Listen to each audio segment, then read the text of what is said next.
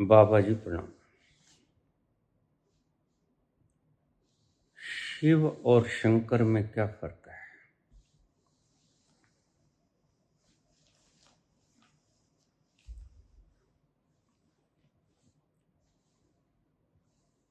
जैसे ब्रह्म और ब्रह्मांड,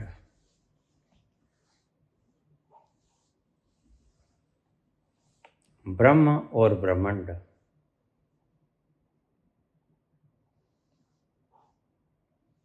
विषय थोड़ा सा गहरा है। कोलाहल से दूर चले जाइए, एकांत में बैठ के मेरी वीडियोस को श्रवण करो तो समझ में आएगी, अन्यथा गहरी बहुत है। ये मात्र शब्द नहीं,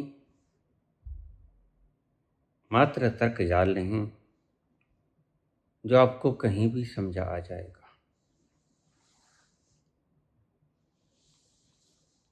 यह वोकैबुलरी नहीं, शाब्दिक ज्ञान नहीं, जो आप कहीं भी बैठ के समझ लोगे। ये तो घोर चुप्पी में, मौन वातावरण में ही सुनना होगा तो आपको समझ में आ जाएगा। लीजिए हम शुरू करते हैं। शिव तुम्हारे अंतस का वो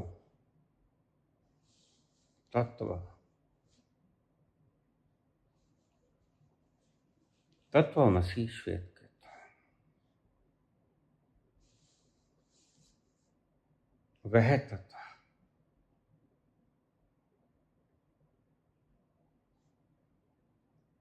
जिसकी मौजूदगी में सब कुछ होता है।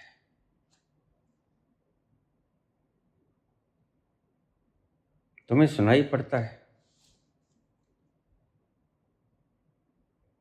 तुम कहोगे कान सुनते हैं। तुम्हें दिखाई पड़ता है, तुम कहोगे आंखें देखते हैं। तुम्हें स्वाद का पता चलता है,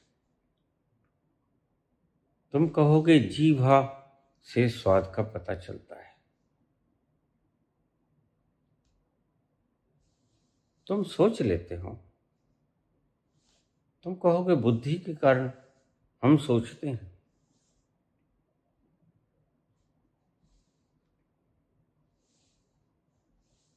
लेकिन आपने कभी ख्याल नहीं किया,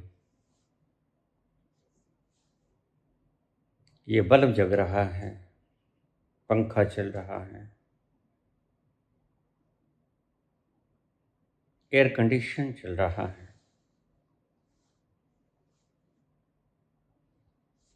ये सभी यंत्र हैं। और इन सभी यंत्रों के पीछे एक शक्ति है, वह मात्र एक शक्ति है। अगर हम विद्युत की सप्लाई को रोक दें तो ये सारे यंत्र ठहर जाएंगे। चाहे पानी की मोटर हो, पंखा हो, एयर कंडीशन हो, सब ठहर जाएंगे।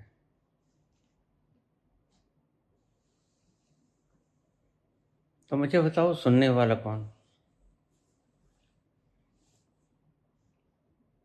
कान, आंखें, सोचने वाली बुद्धि, स्वाद लेने वाली जीवा। एक शब्द आता है, बिन पग चले सुने बिन काना।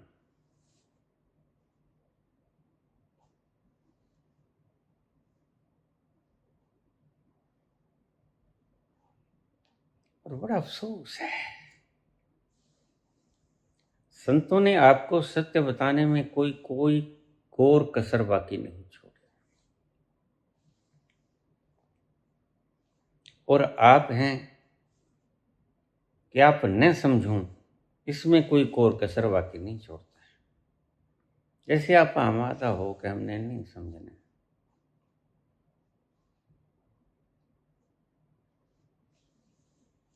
शिव वह तत्व है जिसके कारण सुनाई पड़ता है, दिखाई पड़ता है, बुद्धि काम करती है, जीवा स्वाद ले पाती है, त्वचा स्पर्श का एहसास करती है। एक हवा का झोंका आपके पास से निकला,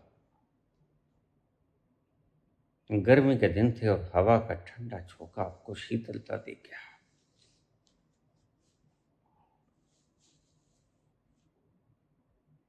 तुमने कभी सोचा शीतलता का स्पर्श तो त्वचा ने महसूस किया, लेकिन महसूस किसके कारण किया? उस तत्व के कारण। अगर वह तत्व ना हो तो क्या तुम देख पाओगे? सुन पाओगे? समझ पाओगे? स्वाद ले पाओगे? स्पर्श का एहसास कर पाओगे? बोल पाओगे? सभी यंत्र बेकार हो जाएंगे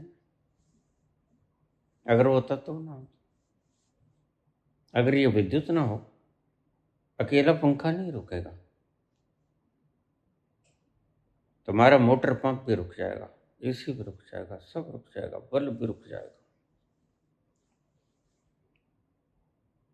इसलिए जब वह चेतना शरीर से निकल जाती है, जिसको शिव कहते हैं,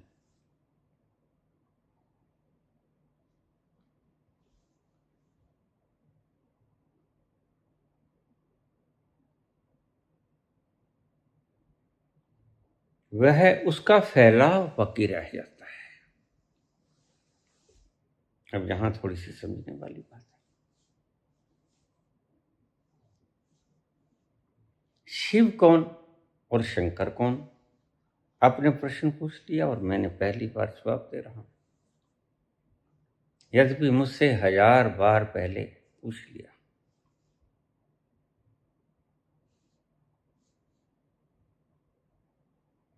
गहरा विषय है, मैंने कहा आपको बड़े ध्यान से सुनना पड़ेगा। जब वह चेतना निकल गई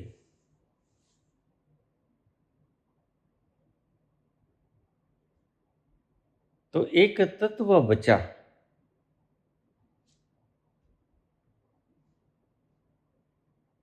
वह तत्व बचा जो सर्वव्यापक है, सब जगह विद्यमान है। यही डिफरेंशिएशन आपके मार्गदर्शकों से हो नहीं सकी।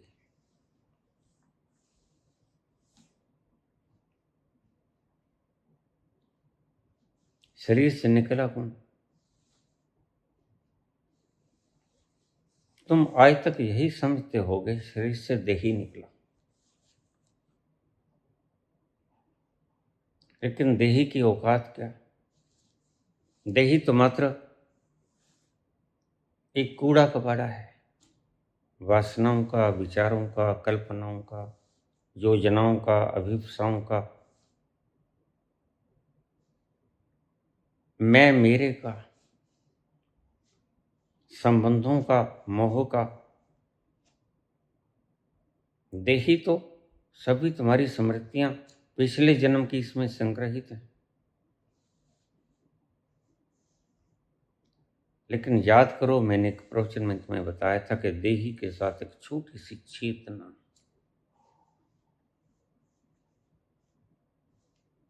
वह भी सफर करती है और देही सफर करता है इस चेतना के सहारे। अब ये बात तुम समझना चाहोगे दिमाग से, लेकिन दिमाग से समझ आएगा नहीं। यही समस्या है संत पुरुषों की। तुम चाहते हो हर चीज को समझ लेना,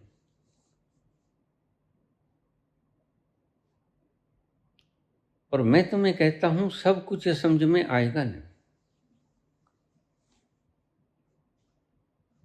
जब संत उस अदृश्य हाथों को देख लेता है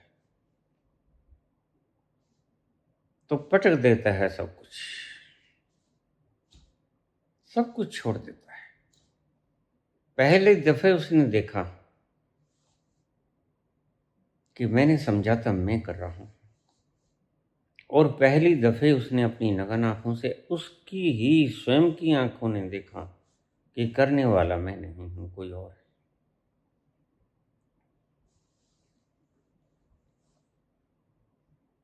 संत का ये भ्रम टूटा तो उसे समझ आया वास्तविकता क्या है, और जैसे ही ये भ्रम टूट गया कि करने वाला मैं नहीं, तो आपका कोई कर्म न बनेगा। आज तक यही जंजाल तुम्हें संसार में आने जाने को बाध्य करता है। तुम आ रहे हो, जा रहे हो,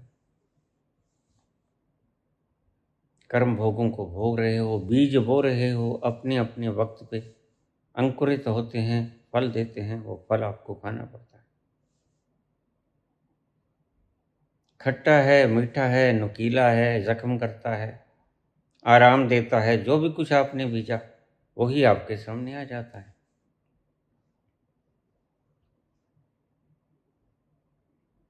सहज शब्दों से फिर इसे आगाज करें।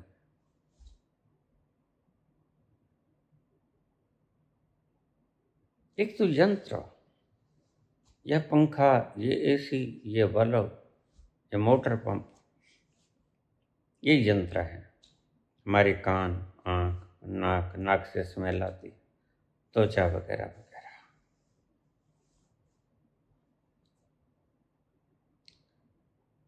लेकिन ये तब तक काम करती हैं जब तक कि इनमें चेतना का संचार होता है।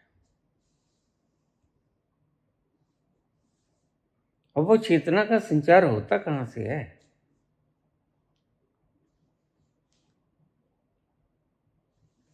इस प्रश्न को सोचना कर जाता है। यही प्रश्न तुम्हें उलझाए हुए है, यही दर दर की ठोकरें खाने पे विवश करता है। यह चेतना का संचार कहाँ से होता है?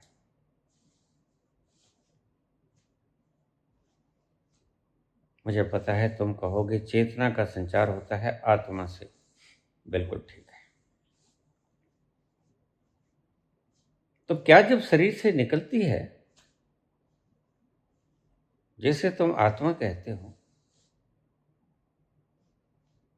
तो संचार तो बंद हो गया, ये पुर्जे भी रुक गए, लेकिन कोई बाकी बचा भीतर? ये सोचने का विषय है। नहीं, मैं समझा देता हूँ, यह तुम्हारी समझ में आएगा भी नहीं, गहरा है प्रश्न। जब चेतना निकल जाती है, देही के साथ जो चेतना का छोटा सा अंश है वह तब तक बना रहता है जब तक कि तुम्हारा देही पूर्ण रूप से गलता नहीं।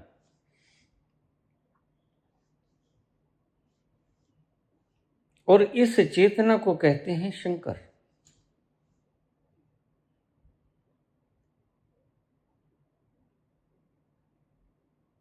और यह चेतना का अंश जहां से शक्ति लेता है वो है शिव। हमारे भीतर दो तत्व हैं,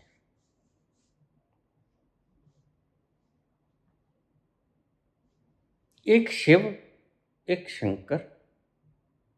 शंकर तुम्हारे देही के साथ रहता है और शिव ब्रह्मांड में समाया हुआ है। ईशावास्यमिदं सर्वम यत् किंच जगत्याम जगत। ये कोई तर्क का विषय तो है नहीं।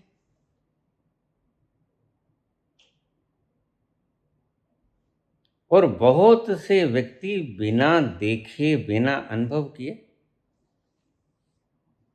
खुद भी ठगे जाते हैं, तुमको भी ठग लेते हैं। तुम्हारा समय खराब करने की ठगी है तुम्हारे साथ।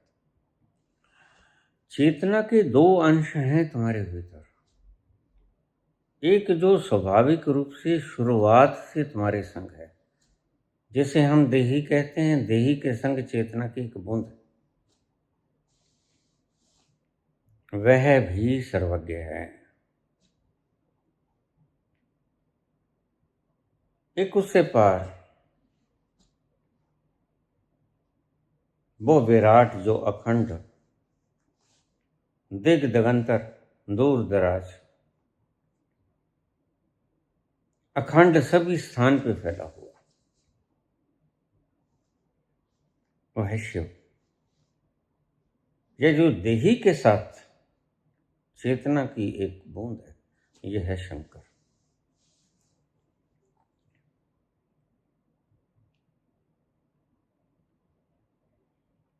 मैं आगे खुलूंगा, शांति रखो।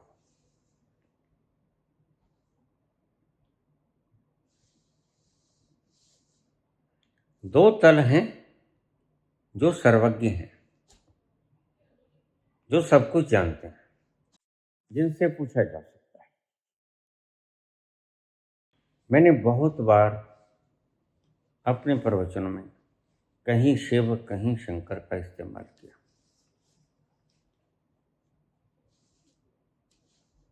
चाहे शंकर से पूछ लो, चाहे शिव से पूछ लो,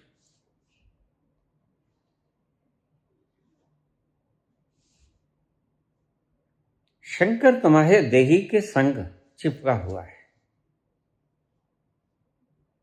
वहां से सीधी एक डायरेक्ट कनेक्शन जाती है। अब ये तुम्हें समझाने के लिए है, इसको सचमुच में तार फिट के करके ना बैठ जाओ।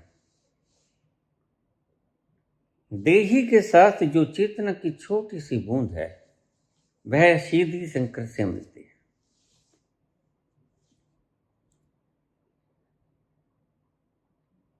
और उस देही के साथ जो चेतना की बूंद है, वो जहां से शक्ति को प्राप्त करती है, वो है समुद्र की चेतना। और देही के साथ जो चेतना है, वो है तुम्हारी वो चेतना जो तुम्हारी निजी चेतना है। निजी, एक निजी है, एक सार्वभौमिक है। दो चेतनाएं। किसी ने इसको आत्मा और परमात्मा का नाम दिया, लेकिन कोई समझा नहीं सका ठीक से। समझा तो शायद मैं भी ना सकूंगा, लेकिन ढंग है शायद मेरे कहने से आप समझ जाओ। बहुत से संतों ने दो, आत्मा और परमात्मा, चेतना के दो तत्व लिए, और फिर कह देते हैं आत्मा ही परमात्मा है। लेकिन वो है कैसी, इसका विस्तार नहीं करते। आत्मा वो है जो आपकी देही के साथ चिपकी हुई एक छोटी सी आत्मा, चेतना की कण, उसे हम आत्मा कह देते हैं, उसे हम शंकर भी कह देते हैं। फार्मूला उसका भी जैसे H2O का होता है, बूंद का, वैसे ही इस चेतना की कण का, बूंद का भी फार्मूलेशन वही है, सर्वज्ञ है। तो आप चाहे इससे पूछ लो, वही गुण है इसमें। इसका केमिकल फार्मूलेशन भी H2O है। जो जो गुण समुद्र के उस पानी में है, वो गुण तुम्हारी इस चेतना के भीतर हैं, इस कण में। क्योंकि उसी चीज की एक बूंद का ये एक अंश है समुद्र का।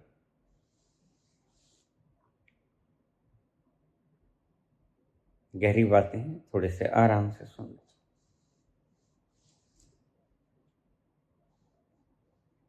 देही, मैंने कहा देही तो निर्जीव है, जड़ है।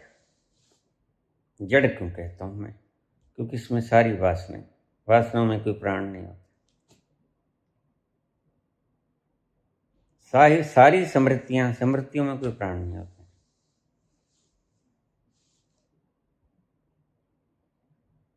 अब इसे यहां थोड़े से ढंग से समझ लेना। जो पर्दे के ऊपर आप स्क्रीन के ऊपर फिल्म देखते हो,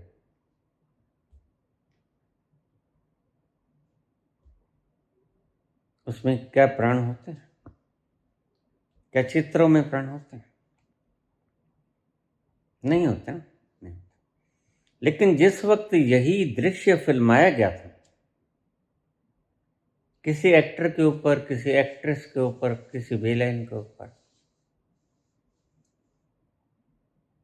तब उसमें जान थी कि नहीं थी? तुम कहोगे बिल्कुल थी। तो ओरिजिनलिटी क्या हुई? जहां फिल्माया गया वो ओरिजिनलिटी है। जब ये फिल्म फिल्माई गई, और फिल्माई तो एक बार गई, उसके बाद स्क्रीन के ऊपर तो चाहे लाख बार देख लो आप। जब फिल्माई गई तो प्राण थे उन सभी पात्रों के भीतर जो इस फिल्म को फिल्मा रहे थे। एक बार ये चित्र खींच लिया गया, सारी फिल्म फिल्मा दी गई, डब्बे में बंद कर दी गई, फिर ये कहीं भी फिल्मा लो जाके, ये डब्बे के संग संग जाएगा। ऐसे ही है अगला जीवन। तुम ये डब्बा साथ लेके जाओगे। इसको देही कहते हैं। अब ये जो डिब्बे में बंद है फिल्म, क्या इसमें प्राण है? देखिए, मैं सिर्फ आपको उदाहरण दे रहा हूं, इनसे चपट मत जाना। समझ में अगर बैठ जाए तो बैठा लेना। जब यह फिल्म फिल्माई गई तो जिनके ऊपर फिल्माई गई वह प्राणी थे, उनमें प्राण था, उनमें चेतना थी, जीवन था। लेकिन फिल्माने के बाद जब वो स्मृतियां बन के हमने बक्से में बंद कर ली, फिर कहीं भी ले गए, फिर किसी भी थिएटर में जाके फिल्माई हमने, तो क्या वो चित्र प्राणमय थे? तुम कहोगे नहीं थे। क्या इन चित्रों में तुम कुछ छेड़छाड़ कर सकते हो? तुम कहोगे नहीं। क्या इसे बदल सकते हो? नहीं। क्यों? क्योंकि इनमें प्राण नहीं।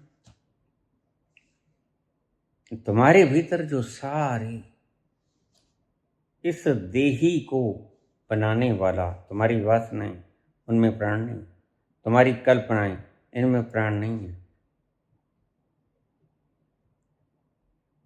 तुम्हारी सारी व्यवस्थाएं आगे की, तुमने जो पीछे कर्म किए उसकी स्मृतियां, ये सभी चित्रों की माफिक आपके भीतर फिल्मों की तरह इस डब्बे में बंद है, जिसे हम देही कह देते हैं। चेतना का जरा भी अंश नहीं है इसमें। सभी प्राणहीन हैं। मैं धीरे धीरे बोल रहा हूं ताकि आपके भीतर ये सारी चीज उतर जाए। ना वासनाओं में कोई प्राण। तुम कहते हो वासनाएं बड़ी तंग करती हैं, मैं तुम्हें कहता हूं इनमें प्राण नहीं। तंग कैसे करते हैं? तुम कहते हो विचार बड़ा तंग करते हैं, मैं कहता हूं विचारों में प्राण ही नहीं। कैसे तंग करते? मैंने कल के ही प्रवचन में कहा, मीरा कहती है, जे मेरो मन बड़ो हरामी, जो मदमाती हाथी। मेरा मन बड़ा हरामी है। जैसे शराब के मद में अंधा हुआ हाथी दौड़ रहा है, उसे पता नहीं कौन मेरे पांव के नीचे आ जाएगा। तो मीरा कहती है, जो मन हरामी, मैं उसको प्राणवान समझती हूं।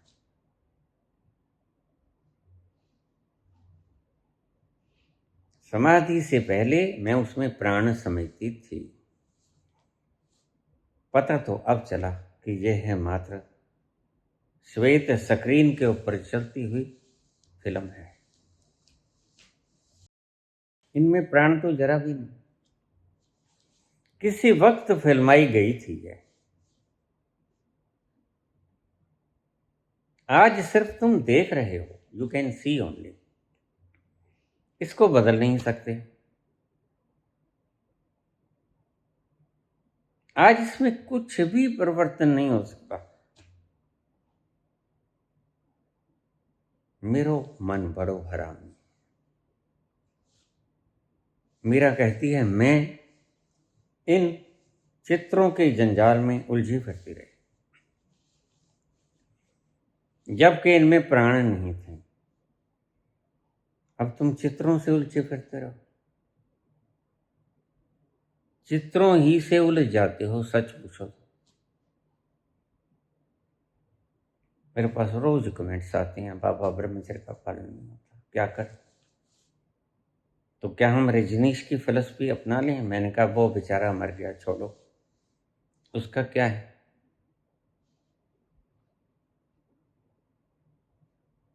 और बात खुद करता है बंगेड़ी खंजेड़ी, और खुद अपनी बात नहीं करता, जो 90 मिलीग्राम रोज की डायज़ेपाम लेता है, जबकि उसकी मेडिकल डोज 5 मिलीग्राम है।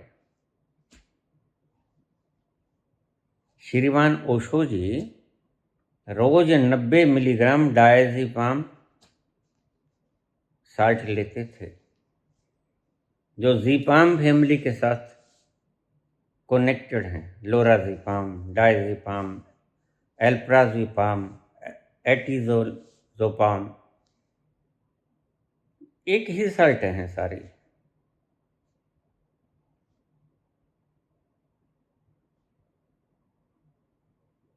रिकमेंडेड डोज है इनकी 5 मिलीग्राम, लेते थे जी 90 मिलीग्राम, 100 मिलीग्राम भी ले लेते थे। यानी जो एक गोली लेनी चाहिए वो ये 18 गोली लेते थे।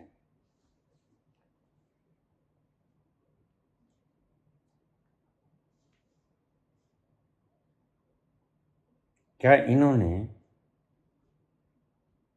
डायज़ेपाम का इस्तेमाल मारिजुआना, भंग, एलएसडी की तरह नहीं किया? क्या इन्होंने जो बोला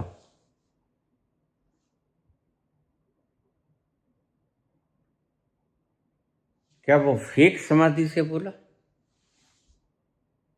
अब इसके ऊपर विचार करेंगे हम थोड़ी देर बाद। इसके अलावा यही नहीं रुके ओशो जी महाराज। रोज का 30 सिलेंडर नाइट्रस ऑक्साइड, जिसे लाफिंग गैस कहते हैं, उसको इनहेल करते थे। 30 सिलेंडर लाफिंग गैस। कहीं ऐसा तो नहीं द लाफिंग बुद्धा बोलकर उससे पहले लाफिंग गैस का इस्तेमाल कर लिया? अरे हंसो मत भाई।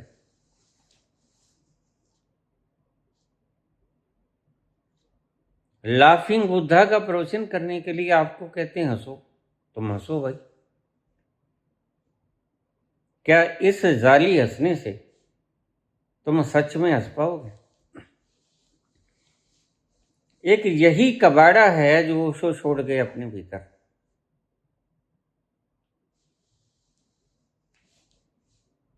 बात को पूर्ण नहीं किए, बात को उसके अंतरिम तल पे नहीं लेके गए, यही गलती खा गए। बस तुम शुरू करो, गाली निकालना शुरू कर दो, कुछ भी अगड़ा बन शुरू कर दो बोलना, तो भीतर से कचरा निकलना शुरू हो जाएगा। हो जाएगा, खाली हो जाएगा सब कुछ? नहीं होगा। अचेतन इतना भरा पड़ा है, यह खाली नहीं होगा। इतने जन्मों की धूल इकट्ठी की हुई, तुम्हें पता है तुम्हारे कितने जन्म हो गए? और प्रत्येक जन्म में हर पल तुमने कुछ जोड़ा, कुछ धूल फांकी, और आज उन धूलों का हिमालय बन गया। तो तुम क्या सोचते हो, ये तुम्हारे अगड़म बगड़म करने से निकल जाएगी धूल सारी? ये बहारी मारने से? ये कोई वो धूल तो है नहीं, ये तो हिमालय पर्वत बन गया। इतने जन्मों से तुम इकट्ठा कर रहे हो, बस यही गलती खा गए हो। कैथोरसिस करो, बिल्कुल ठीक है, लेकिन मैं तुम्हें एक बात बता देता हूँ, कैथोरसिस करने से तुम्हें थोड़ी सहायता मिलती है। मुझे लोग कह देते हैं बाबा अगर क्रिया योग ना करें तो, मैंने कहा थोड़ी सी सहायता मिल जाती है क्रिया योग से। क्रिया योग से फर्श के ऊपर हम झाड़ू चला देते हैं, वो धूल इकट्ठा हो जाती है, बस इतना फर्क पड़ता है। क्रिया योग से भीतर का धूल इकट्ठा होकर चेतना में आ जाता है, चेतन। और चेतन में जो चीज आ गई वो है एक्सक्रीट हो गई। अब यहां तुम मार खाते हो, समझो अब बात को।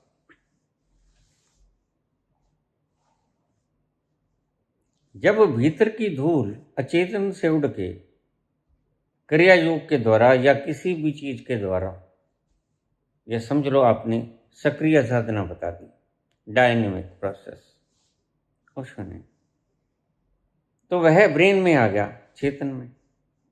वह क्या होगा? वही तो परीक्षा की घड़ी है।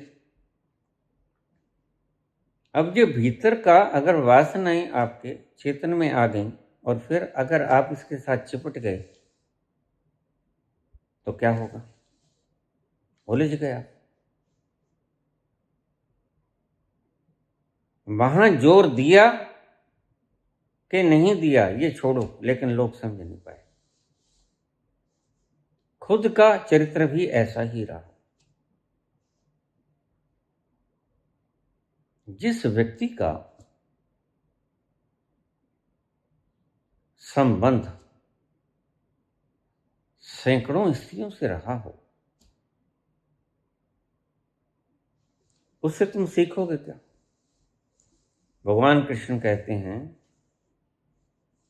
कि श्रेष्ठतम व्यक्तियों को अपना आचरण ऐसा रखना चाहिए कि उनके पीछे लगने वाले उनके शिष्य उनका अनुकरण करने में गर्व महसूस करें।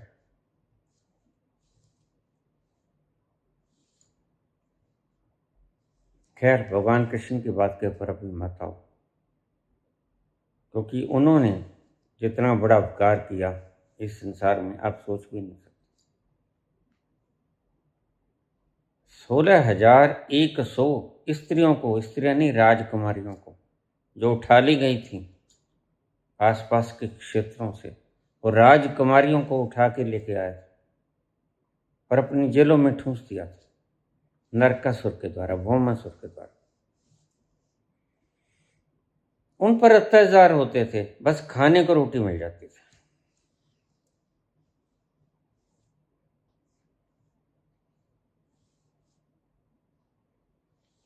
गोल वर्कर की तरह जनता को इतना बेहाल कर दो कि वह बस रोटियों से ही तृप्त हो जाए। इतना एक व्यक्ति को इतना दे दो, पूरे हिंदुस्तान की संपदा एक व्यक्ति को दे दो, ताकि लोग भिक्षा पात्र उठाए रहें, और जब भूख लगे और जिस एक व्यक्ति के पास है वह बांटे, तो लोग उसे आशीर्वाद दें कि जीते रहो। यही तो हो रहा है आज, और क्या हो रहा है? सबका नंबर आएगा, समझ रहे हो बात? सबका नंबर आएगा, तुमसे सब छीन लिया जाएगा, एक व्यक्ति को दे दिया जाएगा।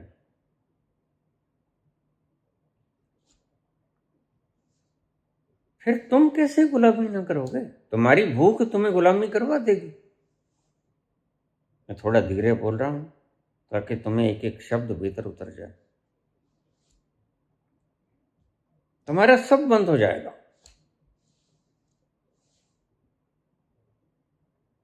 और तुम्हें पेट भरने के लिए गड़गड़ाना पड़ेगा। आज 80 करोड़ जनता को मिलता है, बाकी रह कितने गए, या बता दो। बहुधा परसेंटेज तो आज आ गई, और जिसकी खाइए बाजरी उसकी भरी हाजरी।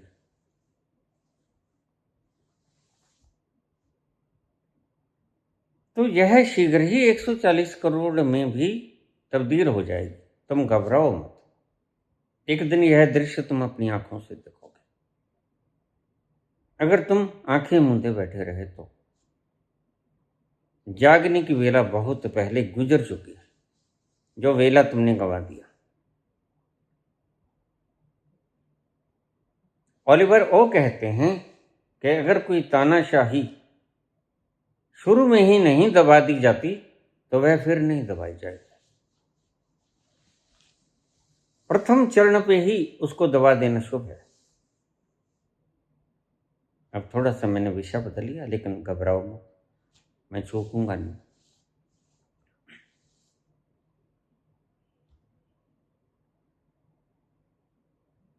एक छोटी सी बात, राष्ट्रपति है, उपराष्ट्रपति है, गवर्नर है,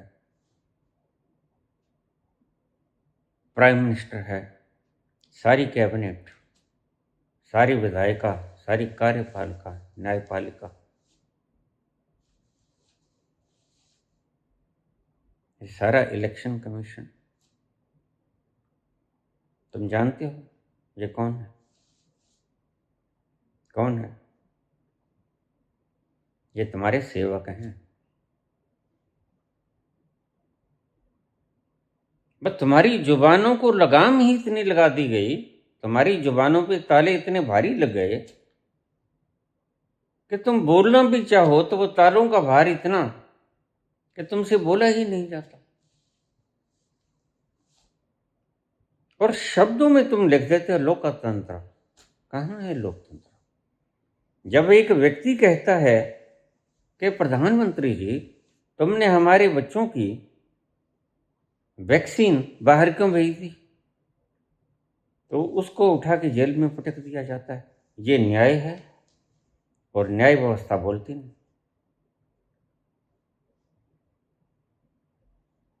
ना न्याय व्यवस्था अंधी है, ना बहरी है, सब पता है उसे। तो मैं ये कहता हूं, क्या न्याय व्यवस्था को स्वतः संज्ञान नहीं लेना चाहिए? ये कोई छोटी बात थोड़ी।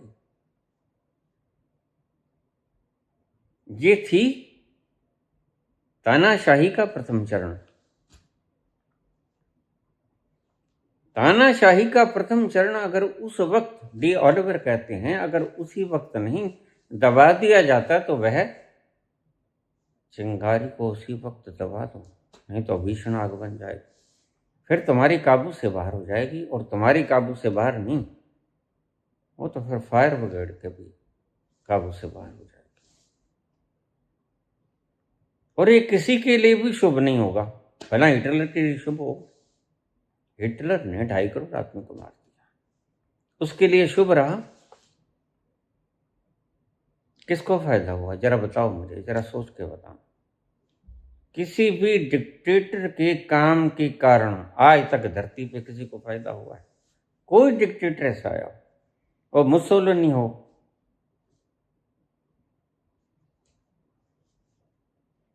आज जो बैठे हैं उनमें से कोई हो, इस शानदार परमात्मा की क्रिएशन को उजाड़ने वाले कुछ मात्र गिनती के लोग होते हैं। और जिसके हाथ में सत्ता आ जाती है वह चाहता है, क्योंकि भीतर का लोभ,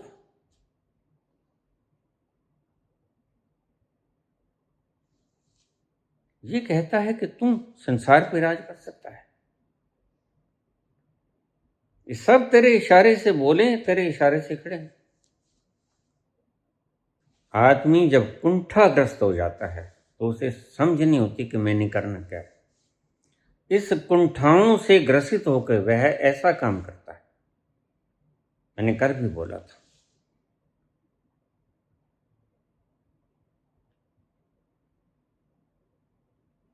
सारे सोए पड़े हैं। क्यों? अपना तो ठीक चल रहा है, हमने क्या लेना? बोलेगा कौन? क्या गांधी का ठीक नहीं चल रहा?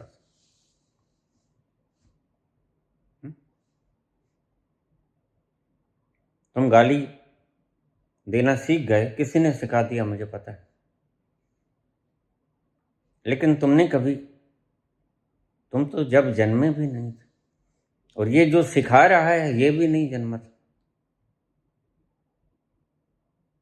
ये जो सिखा रहा है इसके जन्मने से पहले उसकी मौत हो गई। इसने गांधी देखा नहीं, गांधी ने क्या किया जानता नहीं। बस इसने, क्योंकि गांधी से ऊंचा उठना है, तो इसने गांधी की और जवाहरलाल नेहरू की और जितने भी आज तक बड़े हो गए उनकी लकीरों को छोटा कर देना, खुद की लकीरों को बड़ा नहीं कर। यही होता है तानाशाह, जो खुद की लकीरों को बड़ा नहीं कर सकता, दूसरों की लकीरों को छोटा करने में लग जाता है। और ये रचनात्मक नहीं, यह विध्वंसात्मक होता है। तुम बड़े बन के दिखाओ भाई, तुम बड़े बन के दिखाओ। इतिहास की बड़ी लकीरों को छोटा कर देने से तुम बड़े थोड़े ही होगे। और एक दिन बगावत तो होनी है, क्योंकि वह एक न्यायकारी व्यवस्था है। मैं थोड़ा सा और उधर चला जाता हूँ, कई बार इधर आ जाता हूँ। एक न्यायकारी व्यवस्था यहां पर है, जो एक दिन हिसाब तो सबका होगा। बस ये ठीक है कि जिसने पाप किए होते हैं, मार्कस जैसे व्यक्तियों ने, वो कह देते हैं नहीं है परमात्मा। बिल्कुल उस कबूतर की तरह जिसके सामने बिल्ली खड़ी, उसे पता खा जाएगी, तो कबूतर सोचता है, आंखें बंद कर लेता है। बिल्ली नहीं, बिल्ली नहीं है कि कहने से एक्शन रिएक्शन का सिद्धांत नहीं बदल जाएगा। बिल्ली नहीं है कि कहने से परमात्मा नहीं हो जाता, उसका वजूद समाप्त नहीं होता, वह सदा है, सदा रहेगा। तुम्हारे कुछ बोलने से, तुम्हारे कुछ कहने से उसका होना समाप्त नहीं होता। खैर, मैंने दो चेतना के अंश कहे, एक वह जो सर्वव्यापक। अब देखिए, इसको समझने की चेष्टा मत करना, मैं बार बार तुमसे कहता हूं, समझ में जो आ जाए वह कानून, नियम। तुम ये समझ सकते हो कि लॉ ऑफ ग्रेविटेशन कैसे काम करता है, तुम लॉ ऑफ ग्रेविटेशन को पैदा नहीं कर सकते। तुम ऐसी व्यवस्था नहीं कर सकते कि आम लगे और जब पक जाए तो वह नीचे ना गिरे, वह ऊपर आसमान में चला जाए। ऐसी व्यवस्था नहीं तुम कर सकते। तुम ऐसी व्यवस्था नहीं कर सकते कि सूरज के गिर्द पृथ्वी घूमना छोड़ दे, या उलट दिशा में घूमना शुरू कर दे, या चंद्रमा घूमना बंद कर दे, या ग्रह तारे नक्षत्र ये सब घूमना बंद कर दे। तुम ऐसा कुछ नहीं कर सकते। तुम सिर्फ ये जान सकते हो कि इतनी गति से चलते हैं, अंडाकार चलते हैं, इतनी देर का दिन होगा, इतनी देर की रात होगी। ये तुम नियमों को पड़ताल कर सकते हो, और उनकी पड़ताल करके तुम उन्हीं के सिद्धांतों की बुनियाद के ऊपर कोई नई चीज पैदा कर सकते हो। ये तुम्हारे बस में है। लेकिन मटेरियल कहां से लाओगे? मटेरियल कहां से लेके आओगे? ये जो चिड़ियां उड़ रही है ना आसमान में, नास्त्रेदम ने कहा था, लोहे की चिड़ियां आसमान में उड़ेंगी। ये चिड़ियों का मटेरियल कहां से लेके आओगे? या फौलाद कहां से लेके आओगे? ये सामान कहां से लेके आओगे? यहीं से उठाओगे, उसी की क्रिएशन में से उठाओगे, जरा जरा उसी की क्रिएशन में से उठाओगे। तो चेतना के दो स्वरूप मैंने आपको बताया, हालांकि आपको समझाने के लिए, समझ तो नहीं पाओगे आप। क्योंकि सीधा सा सवाल मैं ही कर देता हूं। तुम मुझे कह दोगे, तुम्हारे दिमाग में न भी आए, लेकिन मैं ही प्रश्न कर देता हूं। तुम मुझे बड़े आराम से ये प्रश्न कर सकते हो, व्हेन यू आर सीइंग ईशावास्यमिदं सर्वम यत् किंच जगत्याम जगत, परमात्मा जगत के कण कण में व्याप्त है। तो फिर जब वो व्याप्त ही है तो यह चेतना का स्वरूप बूंद कहां से आ गई? बस यही डिफाइन नहीं किया जा सकेगा, मैंने तुम्हें पहले बता दिया। इसको कोई भी डिफाइन नहीं कर सकेगा। मैं तुम्हें एक सत्य बात बताऊं, बोला तो मैंने बहुत बार, और जब मैंने पहला प्रवचन कहा था, मैंने कहा था अगर इससे सीख जाओ तो बड़ा अच्छा है, दूसरा प्रवचन मुझे ना बोलना पड़े। लेकिन मुझे दूसरा प्रवचन बोलना पड़ा, और फिर एक अंतहीन श्रृंखला शुरू हो जाएगी आचार्यों की तरह, वो तुम्हें समझा कुछ नहीं पाएंगे। आज सुन लो, 10 साल बाद सुन लेना मेरी बात, 1000 साल बाद सुन लेना। आज से पहले जितने आए वो तुम्हें कुछ नहीं समझा सके। आज के बाद जो आएंगे वो तुम्हें कुछ नहीं समझा पाएंगे। मैं खुद तुम्हें कुछ नहीं समझा पाऊंगा। यही विडंबना है। तुम जरा सोचो, तुम मुझ का एक बाल नहीं बना सकते? बना सकते हो? मैं तो नहीं बना सकता।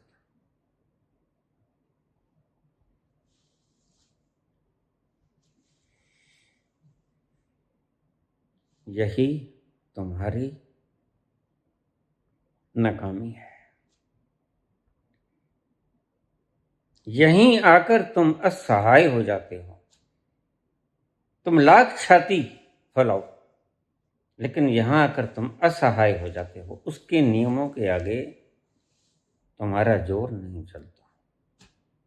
और नियम ऐसा कि स्टालिन भी मरता है, मुसोलिनी तो बड़े गंदे हिसाब से मरता है, और मुसोलिनी की मृत्यु देख के तो हिटलर कहता है इससे तो खुद ही मर जाऊं। तो मुसोलिनी जब मरता है तो उसका जो हशर किया गया, उसके मुंह के अंदर गंध डाला गया जीते जी, और वह दृश्य मैं तुम्हें बखान नहीं कर सकता। ऐसा बुरा दृश्य मुसोलिनी का। तानाशाहों के अंत ऐसे ही हुआ करते हैं। अब मुझे लोग कहते हैं ये तो झोला उठा लेंगे। मैंने कहा कोई उठाने देगा तो नहीं। अब झोला कोई उठाने देगा? अरे भाई, एक संरचना है न्याय की, एक संरचना है जो हमारे न्यायाधीशों की कुर्सी के ऊपर बैठे। जब उनका बेड़ा गर्क हो जाता है और ये श्वेत जुल्फों वाले उनके कारनामे बताने शुरू कर देते हैं, वह गिट्ठा सा श्वास छिड़ गया, 40 दिन में मैं घोषणा कर दूंगा।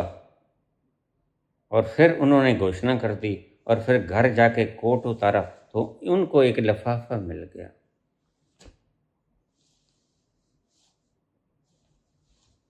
You are nominated by the president of India. शर्म की बात नहीं, बताने वाले के लिए भी, जिसने ये खेल खेला उसके लिए भी। क्या तुम छाती को इतना बड़ा करना चाहते हो?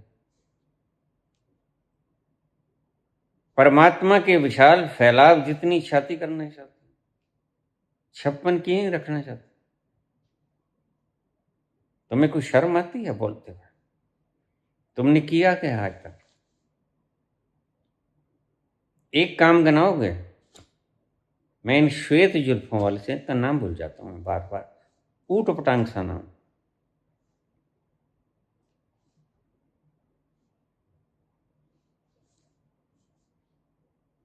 तो ऐसा एक्टिंग किया, मैं हैरान हो गया। मैंने कहा रे तुम्हें तो एक्टर होना चाहिए था, अच्छा खासा पैसा कमा लेते।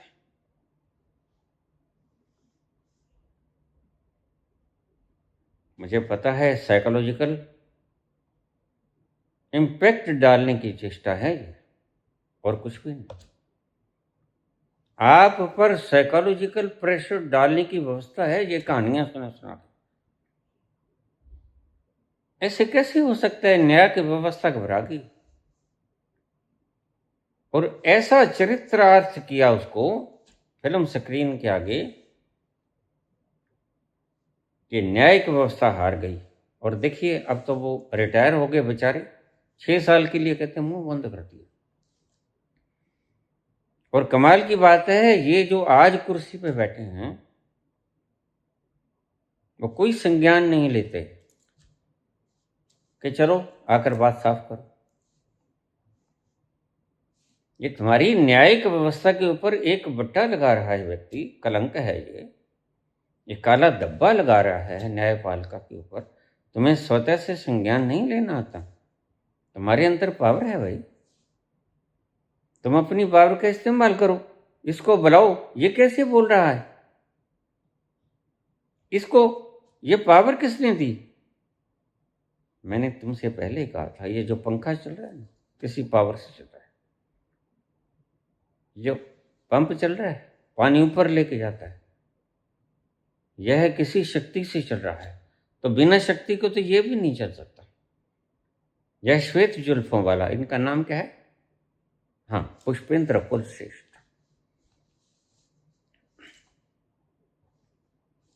मैं तो बड़ा हैरान हुआ। और करते काहे को? इन्हें उस भीतर के आनंद का एक बूंद का रस नहीं आया। कारण तुम्हें मैं बता देता हूँ। तुम कोई भी अत्याचार करते हो, कोई व्यक्ति बलात्कार करता है, कोई व्यक्ति अपराध करता है, कोई व्यक्ति गुस्सा खाता है, कोई व्यक्ति कुछ भी करता है, उसकी बैक में एक ही चीज होती है, क्या? उसने उस आनंद का रस आस्वादन नहीं किया। तो वह बलात्कार भी करेगा, कत्लोगार्थ भी करेगा। तुम कृष्ण के ऊपर उंगलियां उठा देते हो।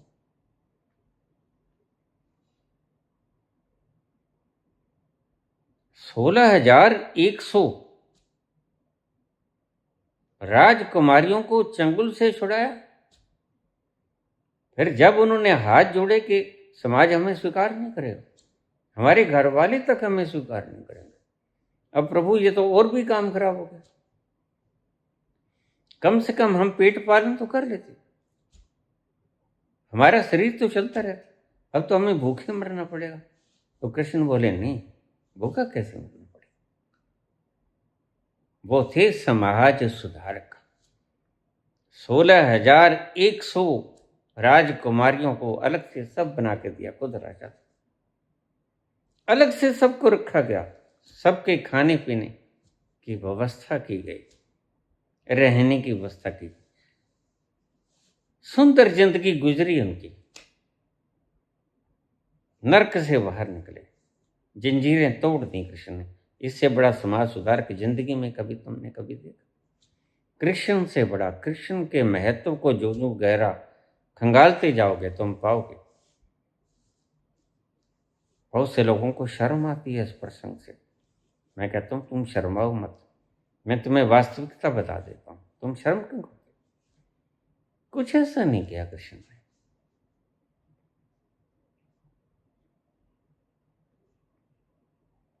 कृष्ण ने कुछ ऐसा नहीं किया जो मर्यादा के व्रत हो।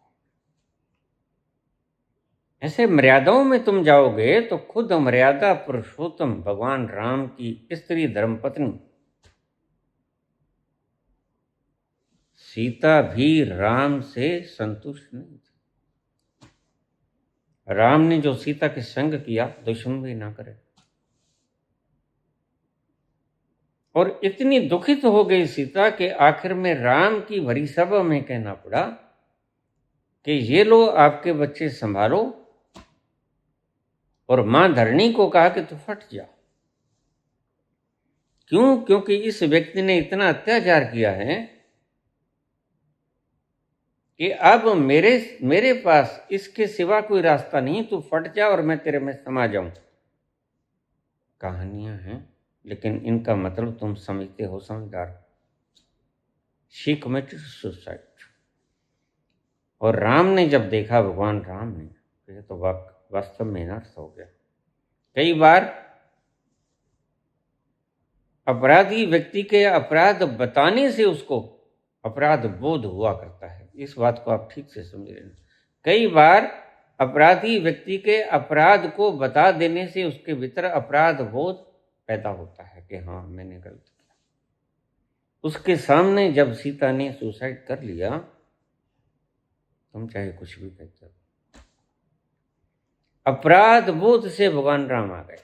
मैं उसे आज भी भगवान कहता हूँ, क्योंकि सिर्फ यही काम नहीं था और बड़े काम किए जिनके कारण उन्हें पुरुष उत्तम मर्यादा में नाम दिया गया। इस एक काम के आगे उनसे मर्यादा पुरुषोत्तम की डिग्री नहीं छीनी जा सकती। ये ठीक है, एक व्यक्ति के साथ अन्याय हुआ, शंभु के साथ भी अन्याय हुआ। थोड़ा सा हम इस पहलू को भी छू लें। अगर सभी जनता की शक्ति को एक व्यक्ति को दे दिया जाए तो क्या होगा? उसने इतने जीवों की संरचना की, क्या इसलिए की कि सभी की प्रॉस्पर्टी? यही तो महात्मा गांधी ने कहा। जब जॉर्ज पंचम ने कहा आपके कपड़े कहाँ हैं प्रभु, mister Gandhi where are your clothes, यही तो कहा उन्होंने कि प्रभु वो तो आपने सबने छीन लिए, मेरे कपड़े, मैं तो कुछ थोड़ा सा लंगोट डाले भी हूँ, मेरे तो हिंदुस्तान के कपड़े आपने ले लिए। आज ये नहीं हो रहा क्या? यही तो हो रहा है आज। सारी जनता का छीन लिया जा रहा है और एक व्यक्ति को दिया जा रहा है। तो जॉर्ज पंचम को जो महात्मा गांधी ने सामने खड़े होकर बात की थी, उस ढाई हड्डी के आदमी ने, वही आज कुछ हो रहा है। तुम्हारा छीना जा रहा है सबका और तुम सोए पड़े। ये शिकंजा कसता कसता कसता कसता, तुम्हें पता है ये और थोड़ा सा बटन होता जाएगा और यह जो व्यक्ति पुष्पेंद्र कुल श्रेष्ठ, भूल जाता हूँ नाम, याद करा दिया मुझे, नाम ही बड़े ऊट पटांग रख लेते हैं, इतने लंबे लंबे नाम। ये चीनी नाम बढ़िया है, शीं ची, बढ़िया सा निपट जाता है एक नाम।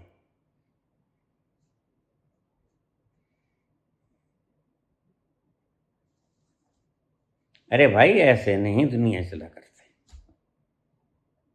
तो फिर वो एक को ही बना देता, बाकियों को बनाने की जरूरत क्या थी? जरूरी उसने इतनी दुनिया पैदा करनी थी?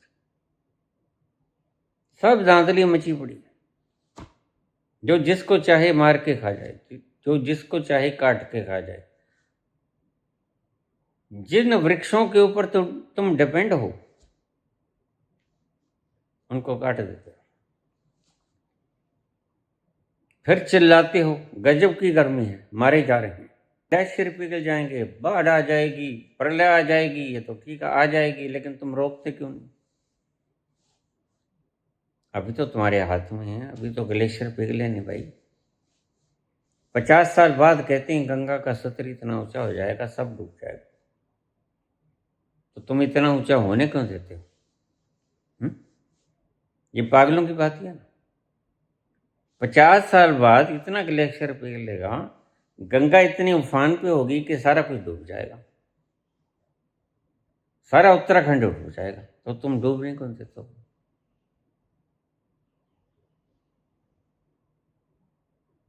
कल पूछ रहा था मेरे से एक छोटा सा बच्चा, बाबा फिर क्या होगा, फिर हम कुंभ का मेला कैसे मनाएंगे? मैंने कहा घर बैठे ही बन जाएगा बेटा, चिंता मत कर। हाँ घर बैठे ही कुंभ हो जाएगा, और क्या, सब जगह कुंभ भी बन जाएगा। दो चेतना के अंश, मैं तुम्हें फिर कहता हूं, समझ में नहीं आएगा। एक वह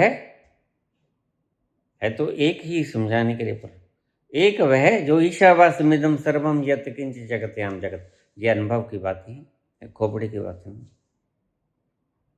अगर आपको खोपड़ी के ढंग से समझाऊं तो बड़े मजे से कब का समझा देता और तुम्हारी समझ में भी आ जाता, क्योंकि मैं जानता हूं आज अगर किसी संस्था को मैंने इकट्ठा कर लिया, बना लिया, कोई 10-20 हजार एकड़ जमीन इकट्ठी कर ली, कल को मैं ना रहूंगा, जमीन तो रहेगी, तो किसी और के नाम पे हो जाएगी, फिर मैं क्या करूंगा? मैं उस रजिस्टर को बदल थोड़ा दूंगा आके पटवारी के रिश्वत देके, ये नहीं हो सकता। आज इकट्ठा कर लूंगा, मान लिया, क्या ये व्यर्थ का पागलपन नहीं है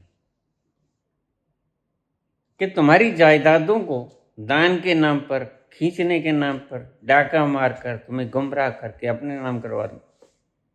फिर एक दिन वो आएगा तो जब यह चेतना जो देही के साथ है बाहर निकलेगी और ये हाथ ऐसे जड़ हो जाएंगे, फिर मैं क्या करूंगा?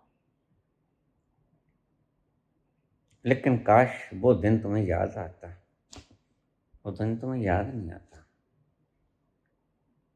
तो एक चेतना का अंश जो देही के साथ है, फिर तो कल तुम ये भी कह सकते हो जब कोई स्थान ही नहीं बचा, बिन नामे नाही को थाऊं, जेता किता तिता नाव, नाम ही नाम है और कुछ नहीं है, तो फिर ये देही कहां से आ जाएगा? अरे भाई ये दिमाग की बातें नहीं है, समझ में नहीं आएगी। यह तो बस जिस तरह से समझाने की चेष्टा हम करते हैं उस तरह से किसी न किसी तरह इसको आप उलट पुलट करके समझ लो, बस। हाँ, समझ लो। जैसे अवश्य कहते हैं ना, बस हंस लो, हंसी शुरू हो जाएगी, खाक शुरू हो जाएगी। भीतर तो लड़की की भी शादी करनी है, फलां का भी तलाक हो गया, इसका भी ये हो गया, उसका भी ये हो गया। मेरे पास रोज आ जाते हैं, बहुत कहने के बाद भी फोन आ जाते हैं।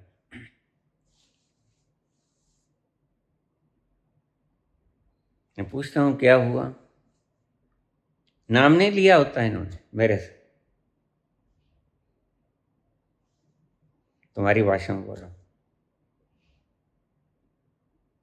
बाबा फिर अरदास कर दो ना मेरी कुड़ी वास्ते,